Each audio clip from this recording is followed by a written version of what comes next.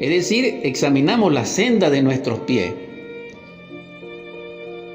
Y esto ya es algo extraordinario, maravilloso. Porque nosotros en nuestros pies tenemos un prototipo muy específico de identificación y de identidad. Pero nosotros sabemos que los pies son símbolo en sí de nuestro sentir espiritual. Porque Él desplaza a lo que está en nuestro corazón.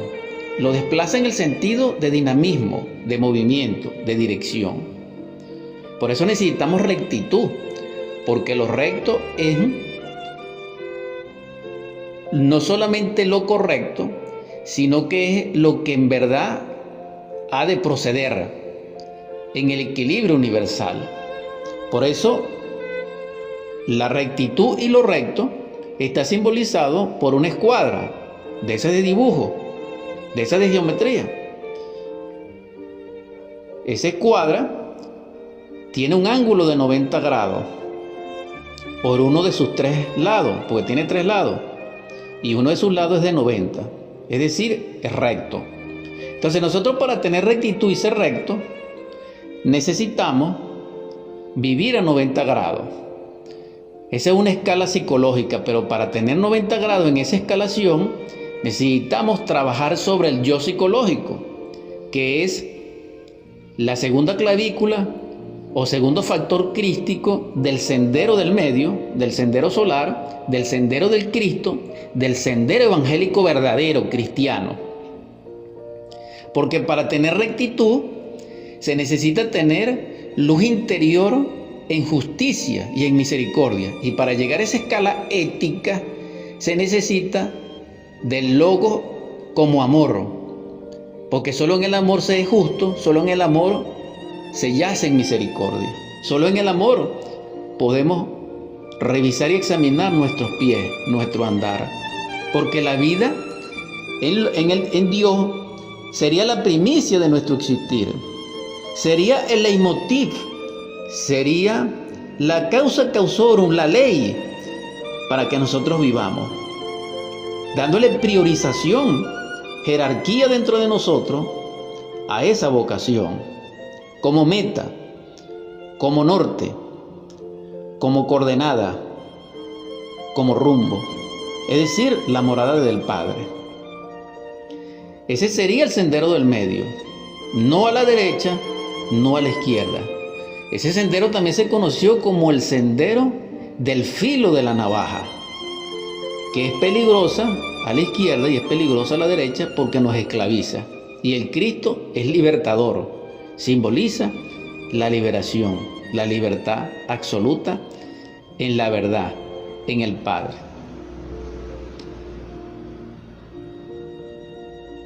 Este compartir, esta disertación, relacionado con las palabras de Proverbio, las considero hasta este punto suficientes, en el sentido de la exhortación de que nuestro sendero a la luz es vertical, no es horizontal.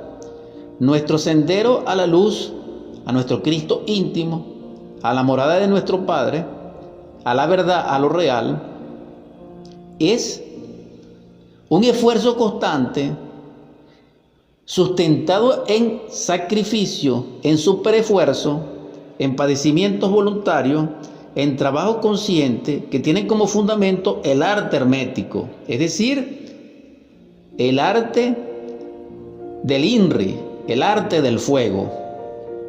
Quien conoce el arte de INRI, que es la palabra que está en el palo vertical sobre la cabeza adorable de la guirnalda, de esa de espina que le pusieron a nuestro adorable Salvador, Yeshua en Pandira, Jesús el Cristo, en la cruz, dice INRI. Ese INRI es totalmente foático, ardiente, crístico, solar. Siendo así, quien trabaja con los misterios del fuego se conecta con el gran iniciador Melquisedec y se vuelve un cristiano verdadero. ¿Por qué? Porque tiene en sus manos el martillo de Thor, que es el simbolismo traducido en sí de la cruz a la luz de los misterios nórdicos, que no es más que caduceo de Mercurio. Y entonces volvemos a la senda vertical con su serpiente de fuego de bronce que sanaba a los israelíes en el desierto. Vamos a dejar este aspecto hasta aquí. Ahora quiero continuar con esa tarea del arte hermético que nos permite lograr la cristificación, lograr la autorización íntima de nuestro ser, que es Dios, que es el Espíritu puro, lograr cumplir con la senda de esas bienaventuranzas, de esos estados de felicidad descritos en Mateo en su Evangelio. Continuando ya en nuestro tercer segmento de Superando Nuestros Límites, edición 159, vamos a compartir con ustedes ahora ese aspecto de arte hermético que nos permite la cristificación. En la antigüedad así se llamaba ese transitar superlativo de la senda de la perfección que transitaba todo iniciado, todo aspirante a la luz, toda alma anhelante, sufrida, que había reconocido su propia nadiedad en el primer arrepentimiento de ese pistisofía que hablamos la semana pasada, y como ya comprendió el estado que se encontraba, busca la emancipación. En ese primer arrepentimiento en el caos vimos en el arte hermético de que el sendero de la derecha no nos lleva al Padre, y también comprendimos que el sendero de la izquierda tampoco nos lleva al Padre, sino que ambas nos llevan al abismo de perdición, a la muerte segunda.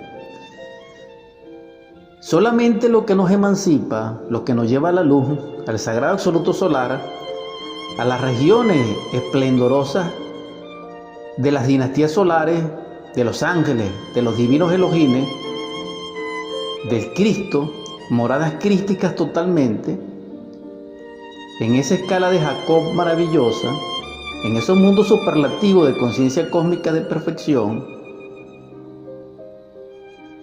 es la muerte del yo, es el sacrificio por la humanidad a través de la prédica y de la caridad, y es el nacimiento segundo. Es decir, las tres características serias, fundamentales, del sendero del medio. Ese es el arte hermético. Ese arte se expresa en la naturaleza como tributo al Creador. Las plantas, antes de dar el fruto, es decir, antes de expresar su propósito de vida como Dios lo manifiesta, me explico, Dios es creador y manifiesta su potencia creadora en todos los seres, sin exclusión. Y en el reino vegetal, antes de que se produzca esa manifestación creadora, que es el fruto, según su especie, el vegetal o el elemental vegetal produce su arte como un tributo a la belleza. Y ese arte bello es una flor, que no solamente tiene colores, matices, resplandores, textura, olor, sino que nos embellece, nos extasia, nos conmueve, nos arroba, nos sana, nos inspira. Es extraordinario el poder de la belleza, porque el poder de la belleza se relaciona con el alma humana, es decir, con el principio de Tiferet, como se conoce en los orígenes de la Biblia hebraica, que es la Cábala. Y allí se puede, en una de las interpretaciones, comprender que la belleza se corresponde a esa esfera de perfección. Entonces vemos que el arte regio también se expresa en el reino animal, también se expresa en el reino mineral, se expresa en todos los reinos. Nosotros nos extasiamos al contemplar la aurora boreal. Nosotros nos extasiamos al contemplar los crepúsculos barquisimetanos. Nosotros nos extasiamos al contemplar el rayo del Catatumbo. Nosotros nos extasiamos al contemplar y al respirar el rocío que desciende de las grandes cascadas de nuestro Amazonas y de nuestros lares en cualquier campo donde hayan río y cascadas. Nosotros realmente nos extasiamos e inspiramos cuando contemplamos los médanos, cuando vemos un pico helado, lleno de tundra, con su silencio glacial. Entonces el arte regio expresa el poder de Dios, porque expresa su belleza, y al expresar su belleza expresa su equilibrio. Y al expresar su equilibrio encontramos la paz y el silencio a gusto de los sabios. Y en el silencio se escucha su palabra, esa palabra que dimana del Espíritu puro para nutrirnos y para darnos la fortaleza del sendero del medio. El sendero del medio es el sendero de la soledad, del amor. Del amor, porque necesitamos del amor, necesitamos de Eros, necesitamos de la energía creadora. Pero también necesitamos la soledad en el sentido de que se anda solo porque las multitudes no quieren el sendero del medio. Las multitudes no quieren el Cristo íntimo, las multitudes quieren el Cristo histórico para rendirle culto, porque eso es más fácil. Pero no quieren a su Cristo íntimo, no quieren a su Cristo libertador íntimo. No se aman a sí mismos en el ser, sino que se aman a sí mismos en el yo. Y esto es trágico. Sin embargo, la exhortación es que rompamos con eso y comprendamos lo que es el arte regio, lo que es el arte hermético, dirigido a la cristificación, dirigido a la cristalización del alma, como nos lo enseña la naturaleza. Nosotros podemos contemplar el éxtasis de la belleza cuando miramos las estrellas en la bóveda celeste, cuando la luna está llena o cuando la luna está creciendo. En el amanecer o en el atardecer vemos la belleza al contemplar los misterios de Dios en el océano, en sus olas, en sus tempestades. Porque Dios es perfecto, no es ni bueno ni malo ni bueno, no. Es perfecto. Ahora, en su creación, en su tránsito de lo creado, que somos nosotros, sí definimos esos extremos, pero para Él no es así. Para Él es la vida, es decir, incluye el nacer y el morir. Incluye lo positivo y lo negativo. Y comprender esto es maravilloso, porque el arte hermético también nos lleva ahora a lo que nosotros producimos y creamos. Cuando nosotros nos vamos a la capacidad creativa de las personas, encontramos la descendencia, es decir, los hijos.